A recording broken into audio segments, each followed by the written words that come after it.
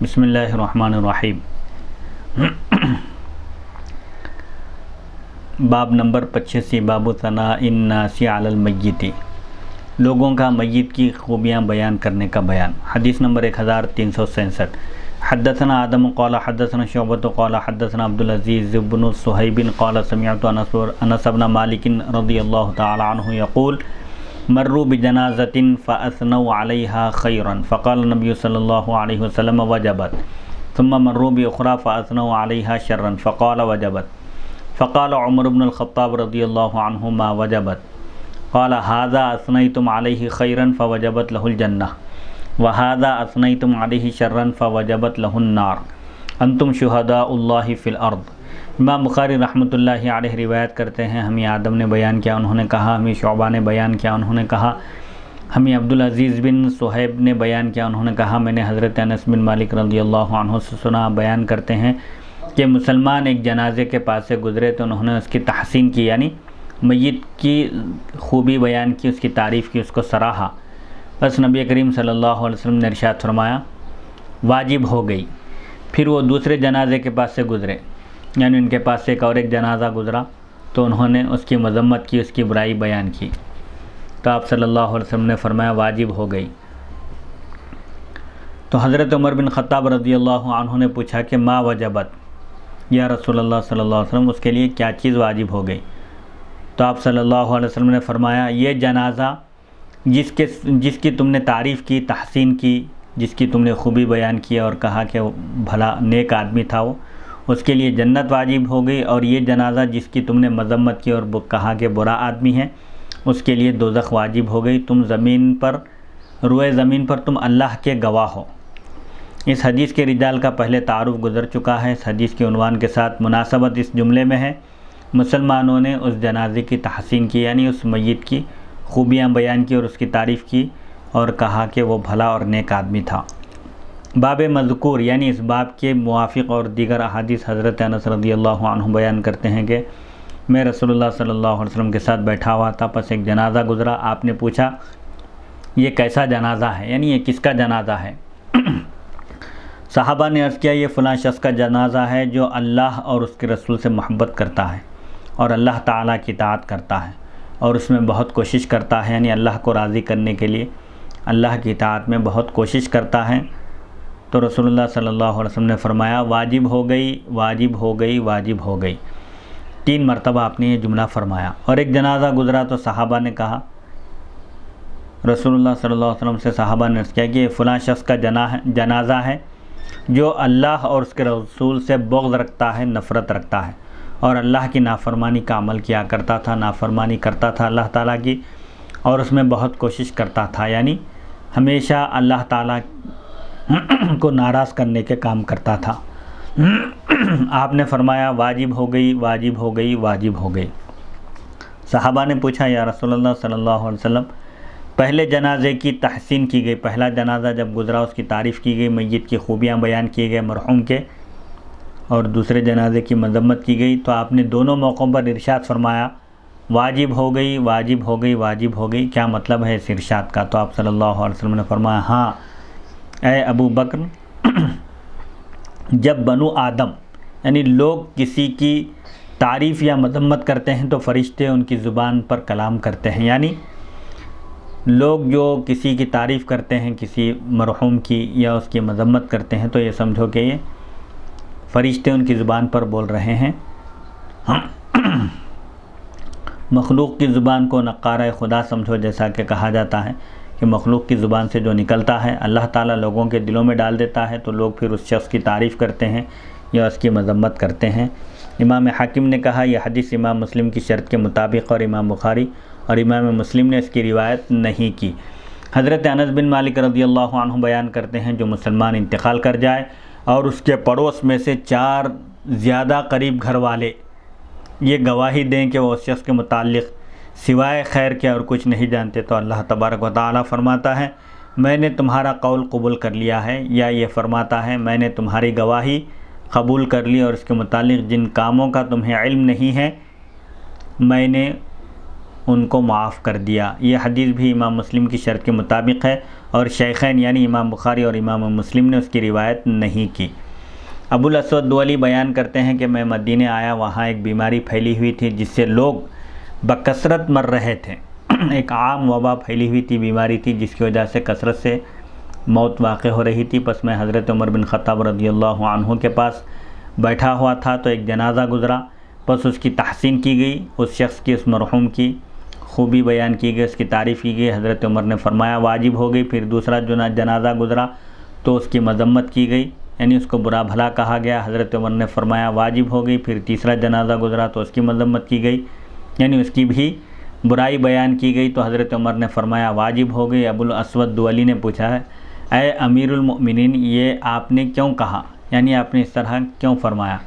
حضرت عمر نے فرمایا میں نے اسی طرح کہا ہے جس طرح رسول اللہ صلی اللہ علیہ وسلم نے فرمایا تھا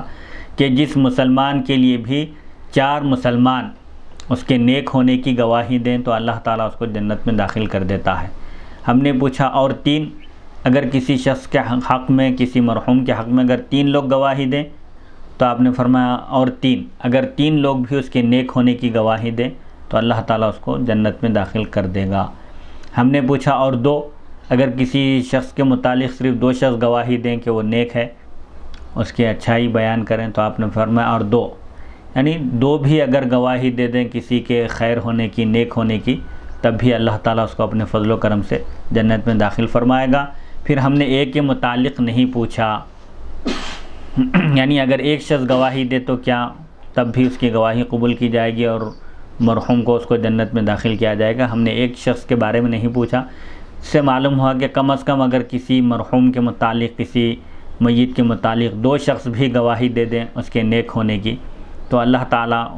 اس شخص کو اپنے فضل و کرم سے جنت میں داخل فرمائے گا۔ جن فوت شدہ لوگوں کی، یعنی جن انتقال کیے ہوئے لوگوں کی مسلمان تعریف کریں ان کے جنتی ہونے، اور جن کی مذمت کریں ان کے دوزخی ہونے کی وجہ، امام طحاوی ان احادیث کی تشریح میں لکھتے ہیں جس فوت شدہ شخص کے متعلق، جس انتقال کیے ہوئے شخص کے متعلق مسلمان نیکی کی گواہی دیں، اس کا سبب یہ ہے کہ اللہ تعالیٰ نے دنیا میں اس کے گناہوں پر پردہ رکھا ہے، یعنی اللہ تعالیٰ نے دنیا میں اس کے گناہوں کو مخلوق کی نگاہوں سے چھپا رکھا ہے، اور اللہ تعالیٰ جس پر دنیا میں پردہ ڈال دے، جس کے گناہوں کو چھپا دے، تو اس کو اللہ تعالیٰ آخرت میں رسوا نہیں کرتا۔ حدیث شریف میں ہے، حضرت عائشہ رضی اللہ عنہا بیان کرتی ہیں کہ اللہ تعالیٰ دنیا میں جس بندے کے گناہوں کو چھپاتا ہے اس کا آخرت میں بھی اس کو چھپاتا ہے۔ جس شخص کی دنیا میں تحسین کی گئی، جس شخص کی دنیا میں تعریف کی گئی، اس کی وجہ یہ ہے کہ اللہ تعالیٰ نے آخرت میں اس کے گناہوں کو چھپا رکھا ہے، اور جس شخص کی دنیا میں مذمت کی گئی، اگر کسی مرحوم کی، کسی میت کی اگر دنیا میں برائی کی گئی تو اس کی وجہ یہ ہے کہ اللہ تعالیٰ نے آخرت میں اس کے گناہوں کو اللہ تعالیٰ نہیں چھپائے گا۔ یہ حضرت عمر رضی اللہ عنہ کا ان احادیث سے استدلال ہے، اور بہت عمدہ آپ نے استنباط کیا، یعنی یہ تشریح بیان کی۔ زمین پر اللہ تعالیٰ کے گواہ کس قسم کے مسلمان ہیں، اور مرے ہوئے لوگوں کو برا کہنا منع ہے، پھر ان کے مذمت کرنے کی کیا وجہ ہے؟ اس حدیث میں انتقال کیے ہوئے لوگوں کی تحسین یعنی تعریف یا برائی کرنے والے جن لوگوں کے متعلق فرمایا کہ تم زمین پر اللہ تعالیٰ کے گواہ ہو، اس سے مراد صحابہ کرام رضی اللہ عنہم ہیں، یا جو لوگ قوت ایمان اور اعمال صالحہ میں ان کے صفات پر ہوں، یعنی جو صحابہ کے نقش قدم پر ہوں اعمال صالحہ اور ایمان کی طاقت میں، یعنی متقین، صالحین اور علماء ربانیین۔ اور جن لوگوں کی صحابہ نے مذمت کی تھی ان سے مراد منافقین ہیں، یا وہ لوگ ہیں جو کھلے عام، برسر عام، کھلے عام، علانیہ برائی کرتے ہیں۔ واضح رہے کہ احادیث شریفہ میں مرنے والے کی برائی بیان کرنے سے منع کیا گیا ہے۔ حضرت عائشہ صدیقہ رضی اللہ عنہا بیان کرتی ہیں کہ نبی کریم صلی اللہ علیہ وسلم نے فرمایا مرے ہوئے لوگوں کو برا بھلا نہ کہو، کیونکہ وہ اپنے اعمال کی جزا پانے کے لیے جا چکے ہیں، اب ان کا دنیا سے رابطہ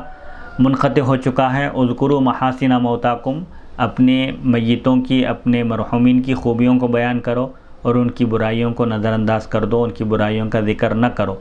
حضرت ابن عمر رضی اللہ عنہما بیان کرتے ہیں کہ رسول اللہ صلی اللہ علیہ وسلم نے ارشاد فرمایا اپنے مردوں کے محاسن کا ذکر کرو، ان کی خوبیوں کا، ان کی اچھائیوں کا، اور ان کی نیکیوں کا ذکر کرو، ان کی برائیوں سے درگزر کرو، یعنی ان کی برائیوں کو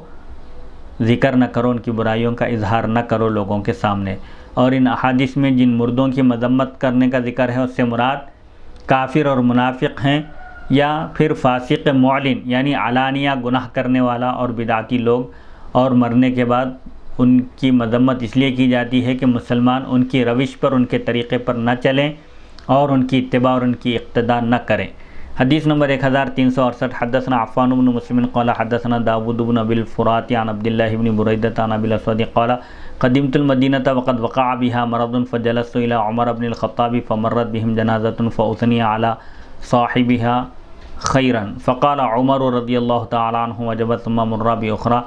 فأثني على صاحبها خيرا فقال عمر رضي الله تعالى عنه وجبت ثم مر بالثالثة فأثني على صاحبها شرا فقال وجبت فقال أبو الأسود فقلت وما وجبت يا أمير المؤمنين قال قلت كما قال النبي صلى الله عليه وسلم أيما مسلم شهد له أربعة بخير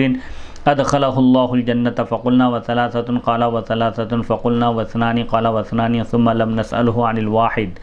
امام بخاری رحمۃ اللہ علیہ روایت کرتے ہیں کہ ہمیں عفان بن مسلم نے بیان کیا، انہوں نے کہا ہمیں داود بن ابی الفرات نے بیان کیا، عبداللہ بن بریدہ سے انہوں نے، ابو الاسود دولی سے انہوں نے بیان کیا کہ میں مدینے آیا اور وہاں جبکہ وہاں ایک بیماری پھیلی ہوئی تھی،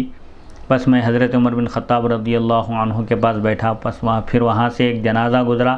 اس کی تحسین کی گئی یعنی اس کی تعریف کی گئی اس مرحوم کی میت کی، تو حضرت عمر رضی اللہ عنہ نے فرمایا واجب ہو گئی۔ پھر دوسرا جنازہ گزرا تو اس کی بھی تعریف کی گئی تو حضرت عمر رضی اللہ عنہ نے فرمایا واجب ہو گئی۔ پھر تیسرا جنازہ گزرا تو اس کی مذمت کی گئی، اس کی برائی بیان کی گئی تو حضرت عمر نے فرمایا واجب ہو گئی۔ ابو الاسود دولی نے کہا میں نے پوچھا اے امیر المؤمنین کیا چیز واجب ہو گئی؟ تو حضرت عمر نے فرمایا میں نے اسی طرح کہا جس طرح رسول اللہ صلی اللہ علیہ وسلم نے فرمایا تھا کہ جس مسلمان کے حق میں بھی، کسی بھی مسلمان کے حق میں 4 مسلمان نیکی کی گواہی دیں، اس کے نیک ہونے کی، بھلے آدمی ہونے کی گواہی دیں تو اللہ تعالیٰ اس کو جنت میں داخل کر دے گا۔ ہم نے کہا اور 3 یعنی اگر 3 لوگ کسی کے نیک ہونے کی گواہی دیں تو آپ نے فرمایا اور 3 یعنی 3 لوگ بھی اگر گواہی دے دیں تو اللہ تعالیٰ اس کو داخل جنت فرمائے گا۔ بس ہم نے کہا اور 2 اگر کسی مرحوم کے حق میں، کسی میت کے حق میں صرف 2 شخص گواہی دیں اس کے نیک ہونے کی تو آپ نے فرمایا اگر 2 بھی گواہی دیں تو اللہ تعالیٰ اس کو جنت میں داخل فرمائے گا۔ پھر ہم نے ایک کے متعلق آپ سے نہیں پوچھا، یعنی ہم نے یہ نہیں پوچھا کہ اگر کسی مرحوم یا میت کے متعلق ایک شخص بھی اگر گواہی دے اس کے نیک ہونے کی تو کیا اللہ اس کو جنت میں داخل فرمائے گا، ایک کی تعداد کے بارے میں ہم نے نہیں پوچھا۔ اس حدیث کی تشریح گزشتہ حدیث نمبر 1367 میں گزر چکی۔ باب نمبر 86 باب ما جاء فی عذاب القبر، عذاب قبر کے متعلق جو احادیث شریفہ آئی ہیں۔ وقولہ تعالی ولو تری اذ الظالمون فی غمرات الموت والملائکۃ باسطوا ایدیہم اخرجوا انفسکم اليوم تجزون عذاب الہون، الہون هو الہوان والہون الرفق۔ وقولہ جل ذکرہ سنعذبہم مرتین ثم یردون الی عذاب عظیم۔ وقولہ تعالی وحاق بآل فرعون سوء العذاب النار یعرضون علیہا غدوا وعشیا ویوم تقوم الساعۃ ادخلوا آل فرعون اشد العذاب۔ اللہ تعالیٰ کا یہ ارشاد اور کاش آپ اس وقت دیکھتے جب یہ ظالم لوگ موت کی سختیوں میں ہوں گے اور موت کے فرشتے ان کی طرف اپنے ہاتھ بڑھا رہے ہوں گے یہ کہتے ہوئے کہ اپنی جانیں نکالو، آج تمہیں ذلت والا عذاب دیا جائے گا۔ سورہ انعام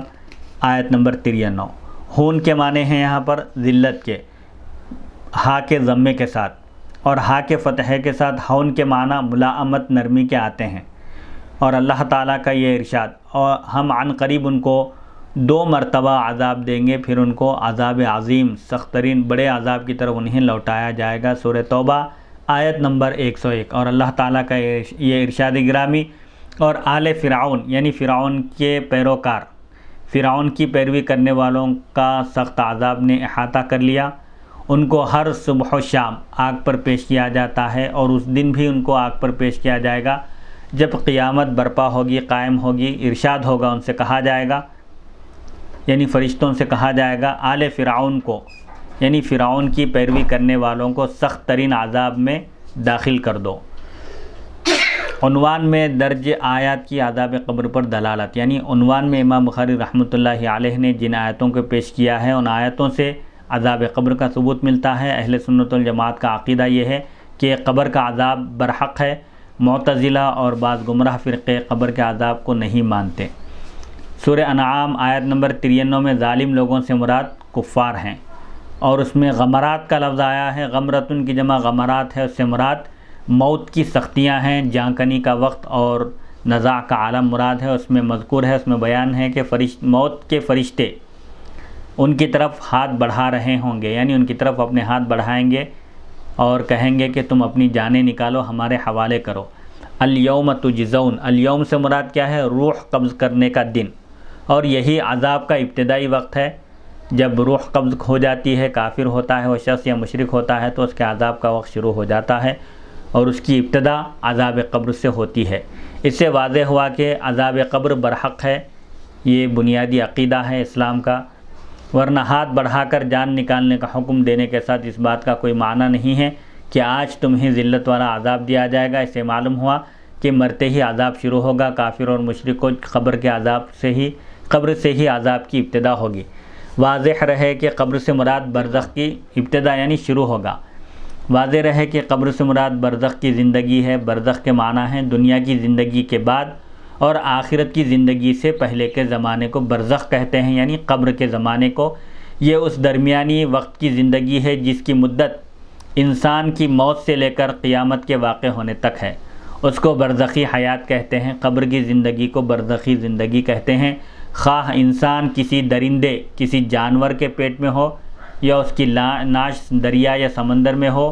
یا وہ جل کر راکھ ہو چکا ہو، یا قبر میں مدفون ہو۔ ہر صورت میں اس کے اجزائے اصلیہ، اس کے جسم کے تمام اعضاء کو اللہ تعالیٰ اپنی قدرت سے باقی رکھتا ہے، اور روح کا ان اجزاء کے ساتھ، ان پارٹس کے ساتھ تعلق ہوتا ہے، اور عذاب اور ثواب کی کیفیت انہی اجزاء پر ہوتی ہے۔ عذاب جو دیا جاتا ہے انہی اجزاء کو یکجا کر کے دیا جاتا ہے، ثواب اور راحت جو ملتی ہے وہ بھی انہی اجزاء کو ملتی ہے۔ اس آیت میں عذاب قبر کا واضح ثبوت ہے۔ سورہ توبہ آیت نمبر 1 میں فرمایا، اللہ تعالیٰ کا ارشاد ہے، سنعذبہم مرتین، ہم ان کو 2 مرتبہ عذاب دیں گے۔ ایک مرتبہ ان کو دنیا میں ذلت اور رسوائی کا عذاب دیا گیا منافقوں کو، جب نبی کریم صلی اللہ علیہ وسلم نے نام لے لے کر 36 منافقوں کو مسجد نبوی سے آپ نے باہر کر دیا اور فرمایا، اے فلاں شخص تو مسجد سے باہر ہو جا، نکل جا، کیونکہ تو منافق ہے۔ اور دوسری مرتبہ، یہ پہلا عذاب تھا جس وقت ان کو برسر عام تمام صحابہ کے سامنے ایک ایک کا نام لے کر ان کو مسجد سے باہر کر دیا گیا، اور دوسری مرتبہ ان کو عذاب قبر میں دیا جائے گا۔ لہذا اس آیت سے بھی عذاب قبر کا ثبوت ملتا ہے۔ سورہ مؤمن پارہ 24 آیت نمبر 45 میں ہے، آل فرعون کا سخت عذاب نے احاطہ کر لیا، یعنی سخت ترین عذاب نے آل فرعون کی پیروی کرنے والوں کو گھیر لیا اور اپنے کنٹرول میں لے لیا۔ اس سے مراد آخرت کا عذاب نہیں ہے، کیونکہ صبح اور شام کا تحقق، یعنی صبح اور شام یہ دنیا میں ہے، آخرت میں صبح اور شام کا تصور نہیں ہوگا۔ اور یہاں پر جو ذکر ہے کہ النار یعرضون علیہا غدوا وعشیا، صبح و شام ان کو آگ پر پیش کیا جائے گا، اس سے مراد دنیا کا ہی عذاب ہے، اور وہ عذاب قبر ہے، اور ان کو قبر میں ہر صبح اور شام آگ پر پیش کیا جاتا ہے، اور یہی عذاب قبر ہے، اور یہ عذاب ان کو قیامت سے پہلے قبر میں دیا جائے گا۔ پھر اس پر عطف کر کے فرمایا، اور اس دن بھی ان کو آگ پر پیش کیا جائے گا۔ یہ تو دنیا کا عذاب ہے، قبر کا عذاب ہے، اور قیامت کے دن بھی ان کو سخت ترین عذاب دیا جائے گا۔ یعنی یہ قیامت سے پہلے کا عذاب اور ہے، اور قیامت کے دن کا عذاب اور ہے، اور پہلے جو عذاب ہوگا وہ قبر میں ہوگا۔ اس کے بعد فرمایا، فرشتوں سے کہا جائے گا، اللہ تعالیٰ فرشتوں کو حکم دے گا کہ آل فرعون یعنی فرعون کی پیروی کرنے والوں کو زیادہ سخت ترین عذاب میں داخل کر دو، ان کو جھونک دو۔ زیادہ سخت عذاب کے الفاظ میں بھی یہ اشارہ ہے کہ اس سے پہلے ان کو دنیا میں بھی عذاب دیا گیا تھا، لیکن وہ زیادہ سخت عذاب نہیں تھا، اور اب قیامت کے دن جو عذاب دیا جائے گا وہ زیادہ سخت عذاب ہوگا، اور اس میں بھی عذاب قبر کا ثبوت ہے۔ یعنی قیامت سے پہلے جو عذاب دیا گیا تھا وہ عذاب قبر تھا۔ حدیث نمبر 1369، حدثنا حفص بن عمر قال حدثنا شعبۃ عن القمة بن مرثد عن سعد بن عبیدۃ عن البراء بن عازب رضی اللہ تعالی عنہما عن النبی صلی اللہ علیہ وسلم قال اذا اقعد المؤمن فی قبرہ اتي ثم شہد اللہ الہ الا اللہ وان محمد رسول اللہ فذلک قولہ یثبت اللہ الذین آمنوا بالقول الثابت۔ امام بخاری رحمۃ اللہ علیہ روایت کرتے ہیں، ہمیں حفص بن عمر نے بیان کیا، انہوں نے کہا ہمیں شعبہ نے بیان کیا، علقمہ بن مرثد سے انہوں نے، سعد بن عبیدہ سے انہوں نے حضرت برا بن عازب رضی اللہ عنہ سے روایت کیا، اپنے نبی کریم صلی اللہ علیہ وسلم سے روایت کیا، آپ نے فرمایا جب مؤمن کو قبر میں بٹھایا جاتا ہے، دفن کرنے کے بعد جب فرشتے آتے ہیں سوالات کرنے کے لیے، تو مومن کو قبر میں بٹھا دیا جاتا ہے، تو اس کے پاس فرشتے لائے جاتے ہیں، یعنی اس کے پاس فرشتے آتے ہیں، پھر وہ گواہی دیتا ہے لا الہ الا اللہ محمد رسول اللہ۔ پس یہ اس آیت کا مصداق ہے۔ سورہ ابراہیم آیت نمبر 27 میں اللہ تعالیٰ کا ارشاد ہے یثبت اللہ الذین آمنوا بالقول الثابت۔ اللہ تعالیٰ اہل ایمان کو قول ثابت کے ذریعے ثابت قدم رکھتا ہے فی الحیات دنیا، دنیاوی زندگی میں، اس سے مراد قبر ہے۔ قبر کی زندگی میں اللہ تعالیٰ اپنے فضل و کرم سے جو اہل ایمان ہیں ان کو کلمہ طیبہ پر ثابت قدم رکھتا ہے، یعنی وہ وہاں پر بھی کلمہ طیبہ کی، اللہ کی وحدانیت کی اور رسول اللہ صلی اللہ علیہ وسلم کی رسالت کی گواہی دیتے ہیں۔ فرشتے جو سوالات کرتے ہیں اس کے جوابات دیتے ہیں۔ اس حدیث کی عنوان کے ساتھ مطابقت اس طرح ہے کہ سورہ ابراہیم آیت نمبر 27 عذاب قبر کے متعلق نازل ہوئی ہے، یثبت اللہ الذین آمنوا بالقول الثابت فی الحیات الدنیا وفی الآخرہ، یعنی اللہ تعالیٰ اہل ایمان کو دنیا میں بھی اور آخرت میں بھی قول ثابت کے ذریعے ثابت قدم رکھتا ہے۔ قول ثابت سے مراد کلمہ طیبہ ہے، لا الہ الا اللہ محمد رسول اللہ پر اللہ تعالیٰ ثابت قدم رکھتا ہے۔ حیات دنیا سے مراد مفسرین نے بیان کیا کہ قبر کی منزل ہے۔ حدیث مذکور کے رجال اس حدیث شریف کی سند کے راوی ہیں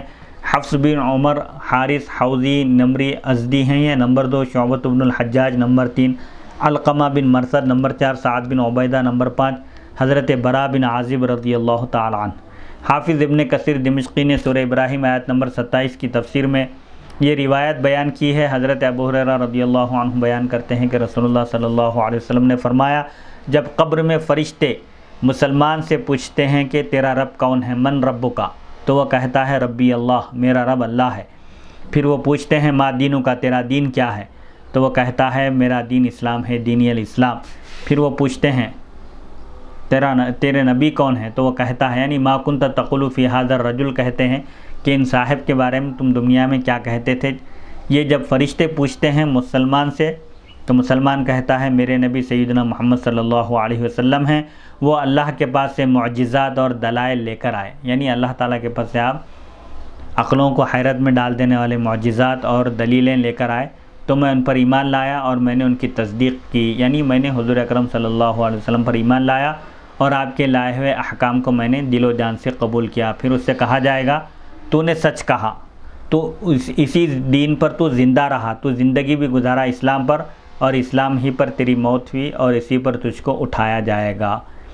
حدثنا محمد بن بشار قال حدثنا غندر قال حدثنا شعبۃ بهذا والزاد یثبت اللہ الذین آمنوا نزلت فی عذاب القبر۔ امام بخاری رحمۃ اللہ علیہ روایت کرتے ہیں ہمیں محمد بن بشار نے بیان کیا، انہوں نے کہا ہمیں غندر نے بیان کیا، انہوں نے کہا ہمیں شعبہ نے یہ حدیث بیان کی اور اس میں یہ اضافہ ہے اللہ اہل ایمان کو ثابت قدم رکھتا ہے۔ سورہ ابراہیم آیت نمبر 27 کا یہ ترجمہ ہے۔ یہ آیت عذاب قبر کے متعلق نازل ہوئی۔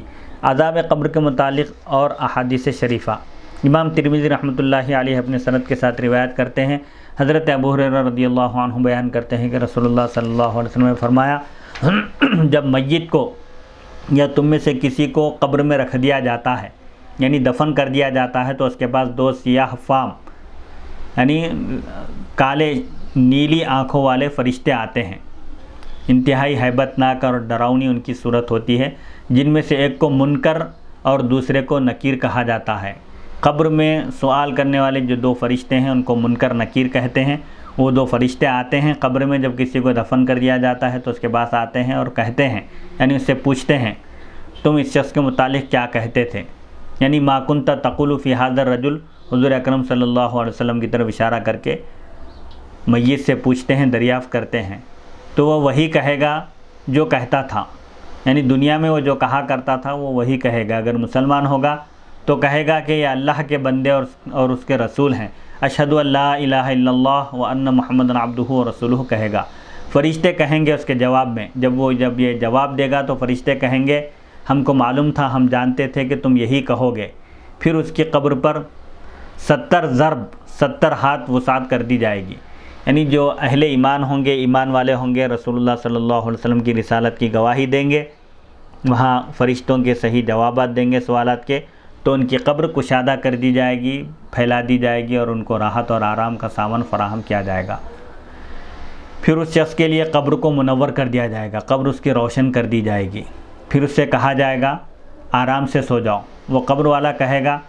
میں اپنے گھر جاؤں اور ان کو خبر دوں، یعنی میں اپنے اہل و عیال، اپنے احباب کو میں خبر دینا چاہتا ہوں کہ میرے ساتھ قبر میں کیا معاملہ ہوا. فرشتے کہیں گے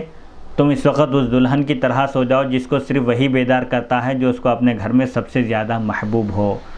حتیٰ کہ اس کو اللہ تعالیٰ اس کی اس جگہ سے اٹھائے گا. یعنی اب تم کو آرام کرنا ہے قیامت تک، جب قیامت قائم ہوگی، جب قبروں سے اٹھنے کا حکم ہوگا تو تب اٹھیں گے. اب تم آرام سے سو جاؤ، اللہ تعالیٰ تم کو قیامت کے دن اٹھائے گا. اور اگر وہ مردہ جس کو قبر میں دفن کیا گیا وہ منافق ہو تو وہ کہے گا حضور اکرم صلی اللہ علیہ وسلم کے بارے میں دریافت کیے جانے پر کہ میں نے لوگوں کو کچھ کہتے ہوئے سنا تو میں نے بھی اسی طرح کہہ دیا، میں نہیں جانتا. یعنی اس وقت وہ افسوس کرے گا، ہاں لا ادری کہے گا،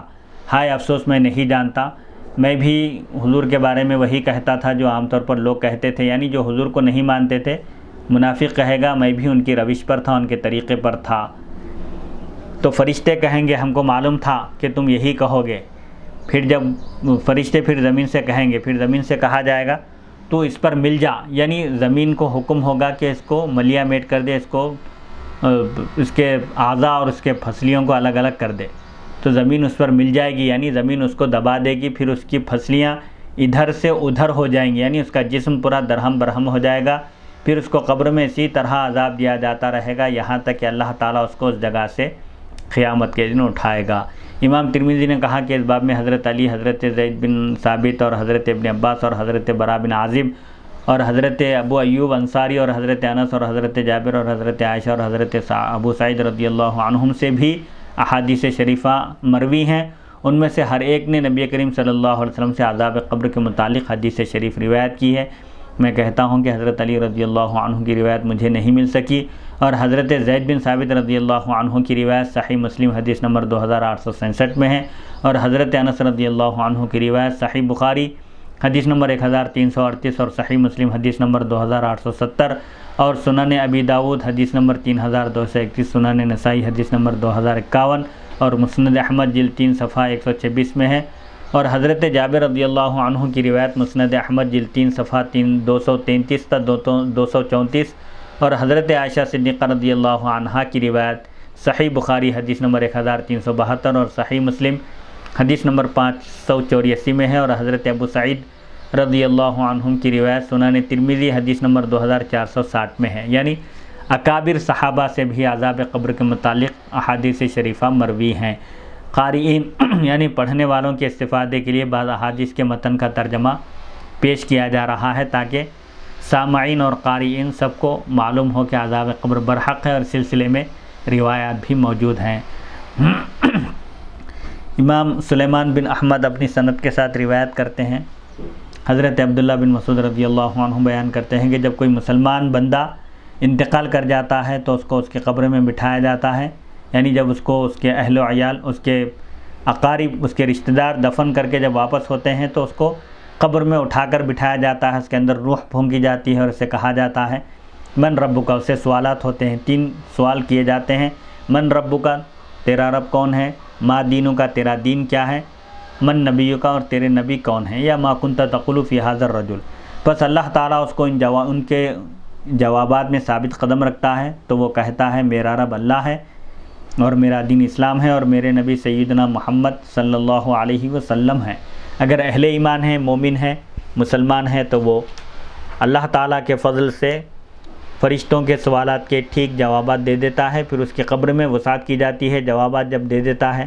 اس میں کامیاب ہو جاتا ہے تو اس کی قبر کشادہ کر دی جاتی ہے اور اس کے لیے اس میں کشادگی کی جاتی ہے. پھر حضرت عبداللہ بن مسعود رضی اللہ عنہ نے یہ حدیث بیان کر کے آیت پڑھی یثبت اللہ الذین آمنوا بالقول الثابت فی الحیاۃ الدنیا وفی الآخرہ ویضل اللہ الظالمین ویفعل اللہ ما یشاء. یعنی اللہ تعالیٰ اہل ایمان کو دنیاوی زندگی میں یعنی قبر کی منزل میں قول ثابت کے ذریعے، کلیم طیبہ کے ذریعے ثابت قدم رکھتا ہے، اور آخرت میں بھی اللہ تعالیٰ ان کو ثابت قدم رکھے گا، اور اللہ تعالیٰ ظالموں کو گمراہ کر دیتا ہے، اور اللہ تعالیٰ مالک اور مختار ہے۔ وَيَفْعَلُ اللَّهُ مَا يَشَاءُ، اللہ تعالیٰ جو چاہتا ہے کرتا ہے۔ لا يُسْأَلُ عَمَّا يَفْعَلُ وَهُمْ يُسْأَلُونَ، یہ اللہ تعالیٰ کی شان ہے کہ اللہ تعالیٰ جو کچھ کرتا ہے اس سے نہیں پوچھا جا سکتا کہ تو نے ایسا کیوں کیا، بلکہ بندوں سے پوچھا جائے گا کہ انہوں نے اللہ کے احکام کی خلاف ورزی کیوں کی۔ امام ابو داؤد نے ایک روایت کی، حضرت براء بن عازب رضی اللہ عنہ بیان کرتے ہیں، ہم رسول اللہ صلی اللہ علیہ وسلم کے ساتھ ایک انصاری صحابی کے جنازے میں گئے، ہم قبر تک پہنچے، جب لحد بنائی گئی، قبر تیار ہو گئی، تو رسول اللہ صلی اللہ علیہ وسلم قبر کے پاس بیٹھ گئے، اور ہم بھی آپ کے اطراف بیٹھ گئے، گویا کہ یعنی ہم اس طرح خاموش اور خاموش تھے کہ گویا ہمارے سروں پر پرندے ہیں جو ادنا سی حرکت سے اڑ جائیں گے، اس طرح ہم بالکل خاموش بیٹھے ہوئے تھے۔ آپ کے ہاتھ میں ایک لکڑی تھی آپ کے دست مبارک میں، جس سے آپ زمین کو کورید رہے تھے، زمین کی مٹی ہٹا رہے تھے۔ آپ نے اپنا سر مبارک اٹھا کر 2 یا 3 بار فرمایا عذاب قبر سے اللہ کی پناہ طلب کرو، اور فرمایا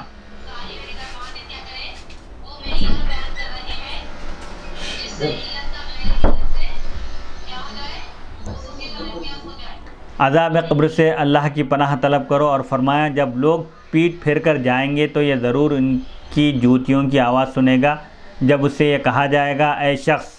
من ربو کا، تیرا رب کون ہے، ما دینوں کا، اور تیرا دین کیا ہے، ومن نبی کا، اور تیرے نبی کون ہے۔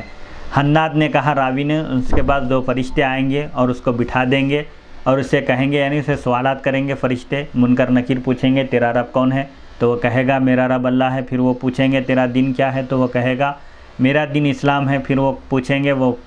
شخص کون ہے جو تم میں بھیجے گئے تھے،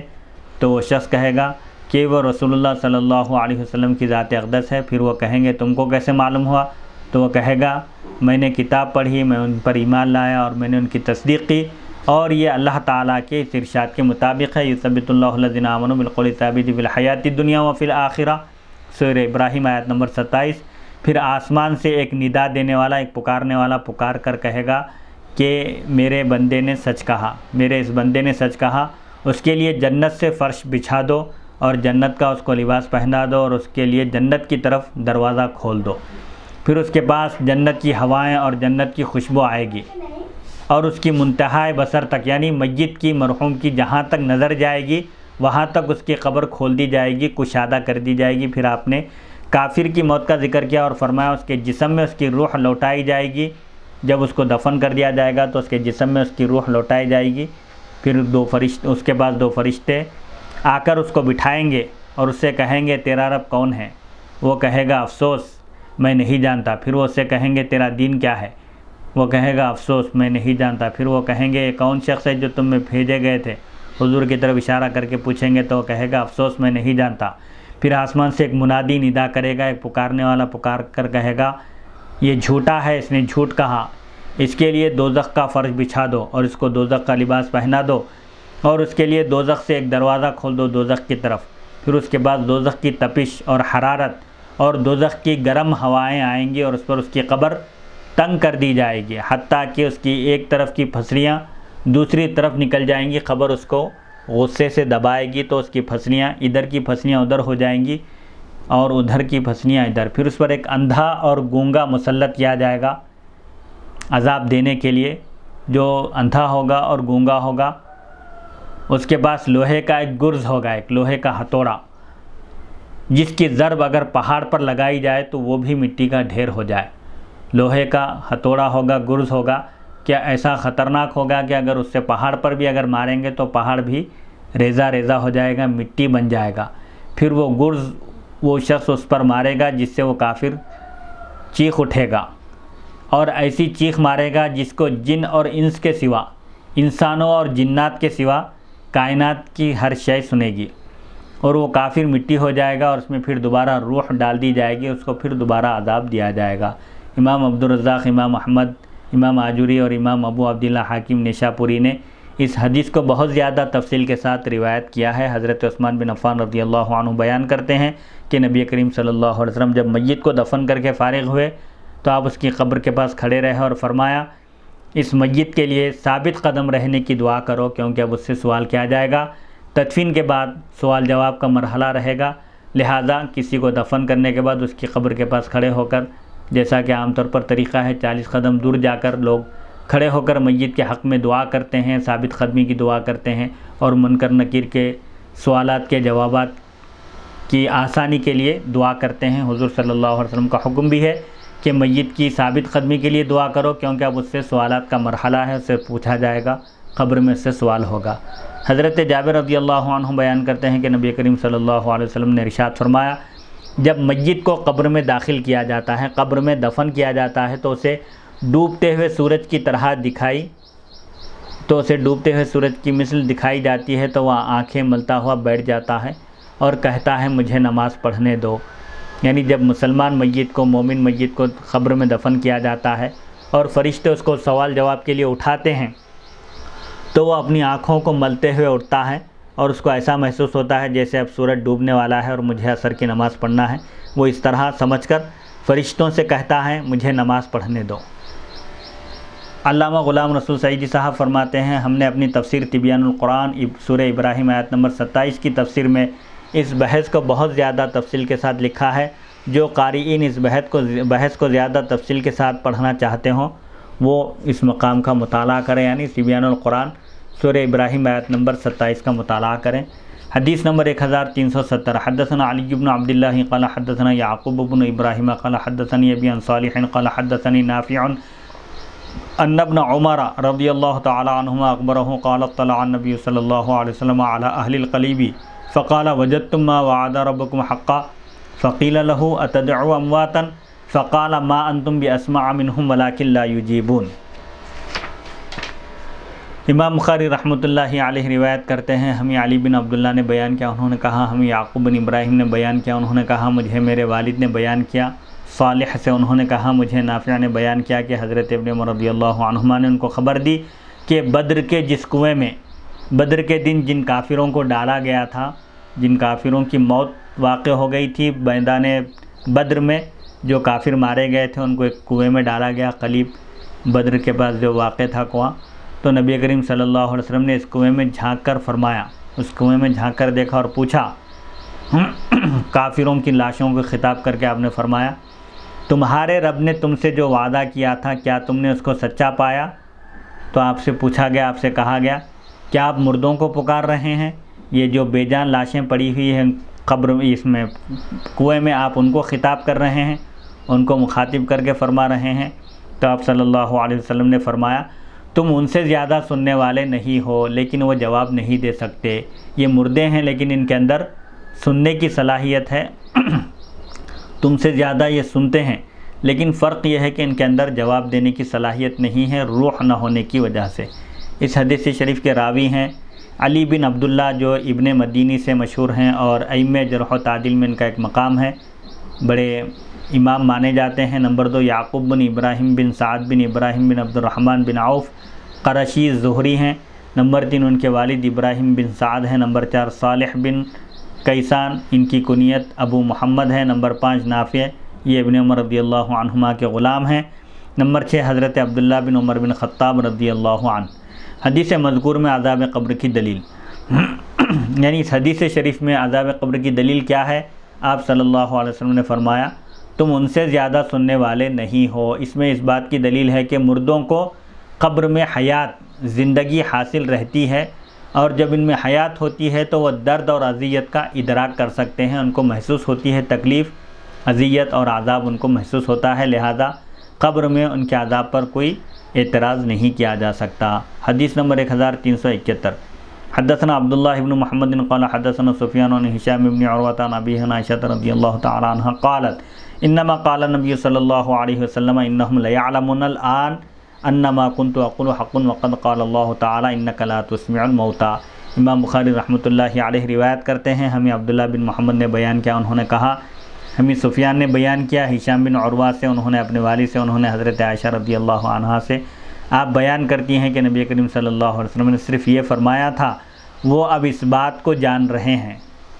بے شک میں ان سے حق کہتا تھا، اور اللہ تعالیٰ نے فرمایا ہے بے شک آپ مردوں کو نہیں سنا سکتے۔ یعنی حضرت عائشہ صدیقہ رضی اللہ عنہا فرماتی ہیں کہ حضور صلی اللہ علیہ وسلم نے فرمایا کہ اب یہ لوگ جو اب دنیا سے رخصت ہو چکے ہیں، یہ کافر، یہ لوگ اب جانتے ہیں کہ میں جو کچھ کہا کرتا تھا وہ سب کچھ سچ ہے، لیکن اب دنیا سے رخصت ہونے کے بعد جاننے کا ان کو کوئی فائدہ نہیں ہوگا۔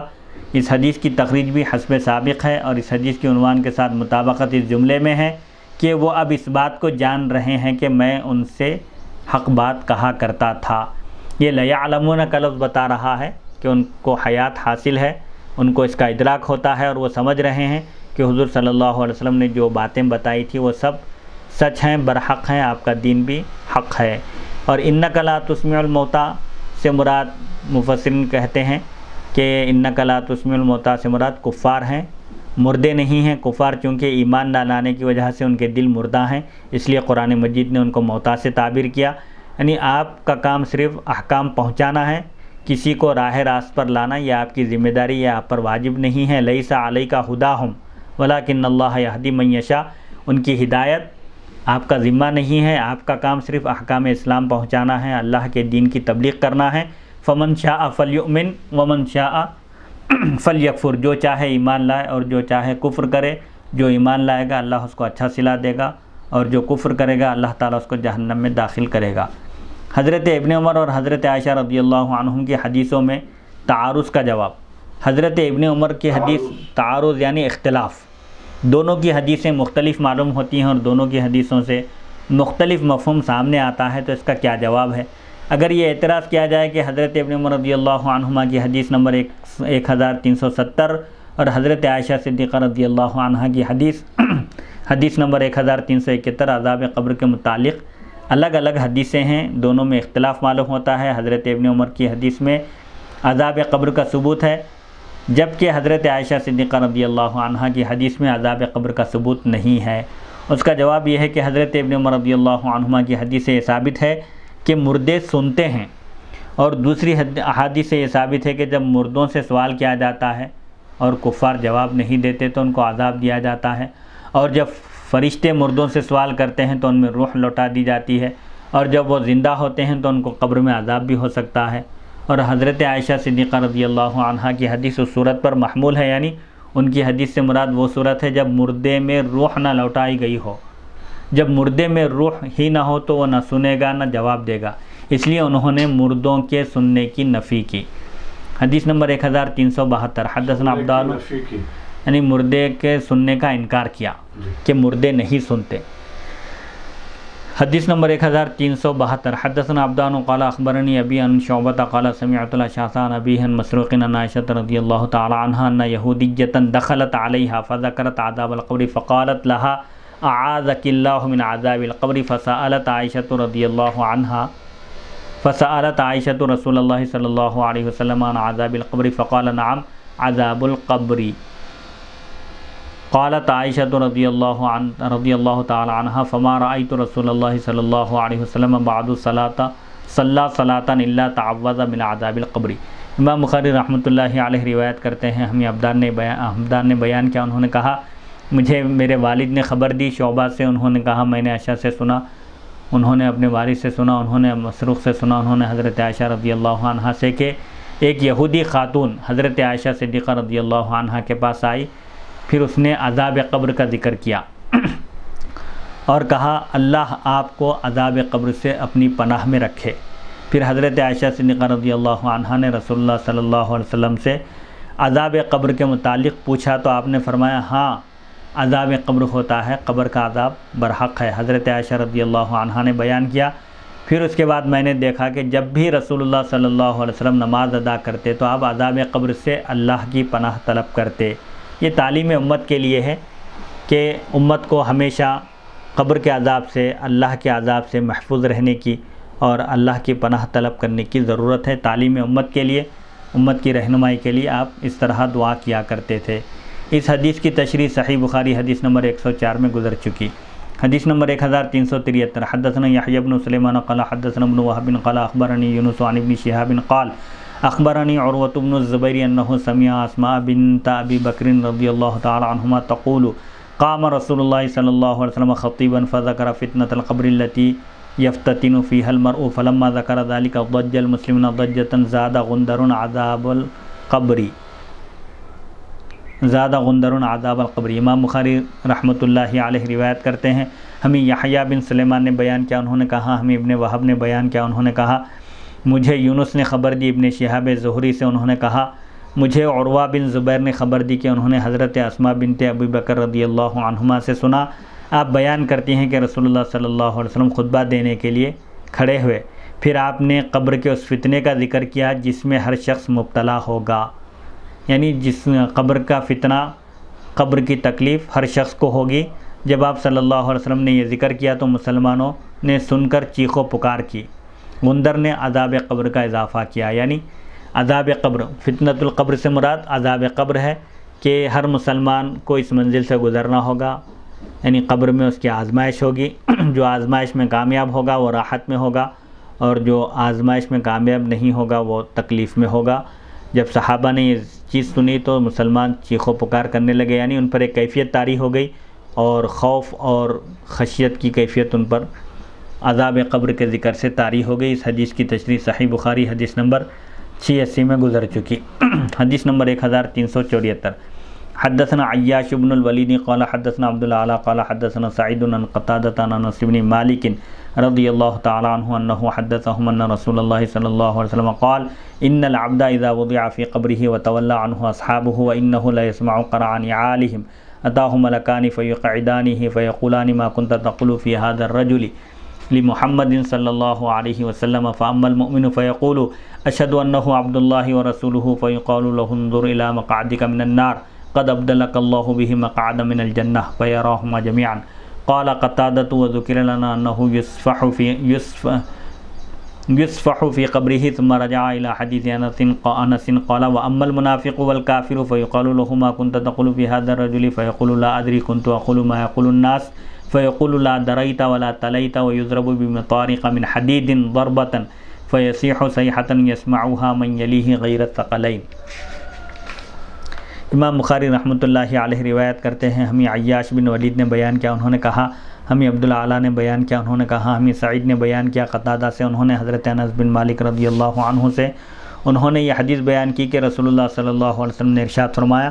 جب بندے کو اس کی قبر میں رکھ دیا جاتا ہے، یعنی جب بندے کی تدفین کر دی جاتی ہے اور اس کے ساتھ ہی پیٹ پھیر کر چلے جاتے ہیں، تدفین کرنے والے تدفین سے فارغ ہو کر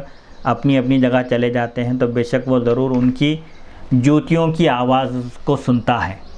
میت مرحوم جس کو دفن کیا جاتا ہے وہ اپنے احباب کے جوتیوں کی آواز، ان کے واپس ہونے کی آواز سنتا ہے۔ اس کے بعد دو فرشتے آتے ہیں اور وہ اس کو بٹھا دیتے ہیں، یعنی اس کی روح اس میں لوٹا کر، اس میں روح پھونک کر اس کو زندہ کرتے ہیں، اس کو بٹھاتے ہیں، پھر کہتے ہیں تم ذات گرامی سیدنا محمد صلی اللہ علیہ وسلم کے متعلق دنیا میں کیا کہتے تھے؟ اب رہا مومن تو وہ کہے گا میں گواہی دیتا ہوں کہ یہ اللہ کے بندے اور اس کے رسول ہیں۔ پھر اس سے کہا جائے گا، جب مومن گواہی دے گا حضور اکرم صلی اللہ علیہ وسلم کی رسالت کی تو اس سے کہا جائے گا دوزخ میں اپنے ٹھکانے کی طرف دیکھو، اللہ نے اس کو جنت کے ٹھکانے سے بدل دیا ہے۔ یعنی اگر تم صحیح جواب نہ دیتے تو تمہارا ٹھکانہ دوزخ میں تھا، لیکن اللہ کا کرم ہوا تم نے صحیح جواب دیا اور تمہارا ٹھکانہ جہنم سے جنت کے ٹھکانے کے عوض بدل دیا گیا، یعنی جنت کا ٹھکانہ دوزخ میں اپنے ٹھکانے کی طرف دیکھو تم، اللہ نے اس کو جنت کے ٹھکانے سے بدل دیا ہے۔ یعنی اگر تم جواب نہ دیتے تو تمہارا ٹھکانہ دوزخ میں ہوتا، لیکن جواب دینے سے اب تمہارا ٹھکانہ جنت میں ہے، پس وہ دونوں ٹھکانوں کی طرف دیکھے گا۔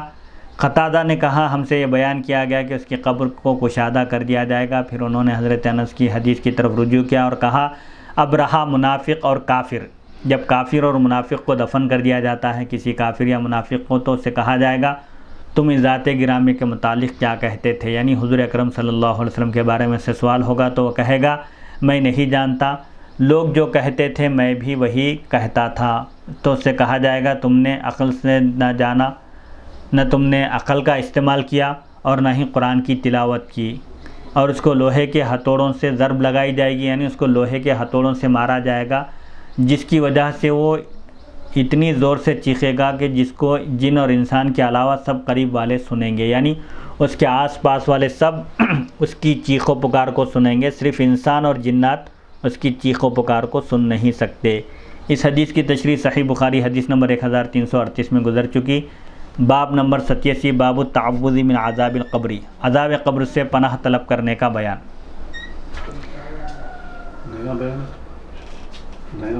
نیا بیان انشاءاللہ۔ باب نمبر 87 باب التعوذ من عذاب القبر، عذاب قبر سے پناہ طلب کرنے کی جو تلقین احادیث شریفہ میں آئی ہے اس کا بیان انشاءاللہ اگلی نشست میں ہم کریں گے۔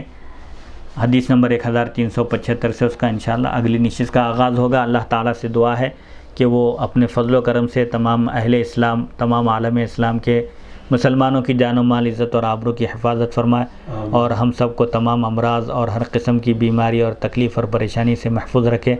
اور خاص طور پر اس ریکارڈنگ کا اہتمام کرنے والے صاحب مولانا سید محمد عبد الواسع حسینی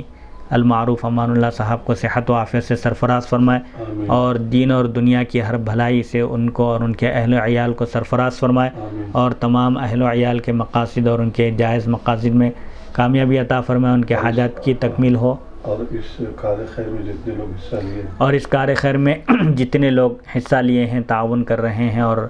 جو بالخصوص امین قادری، بالخصوص محترم امین صاحب،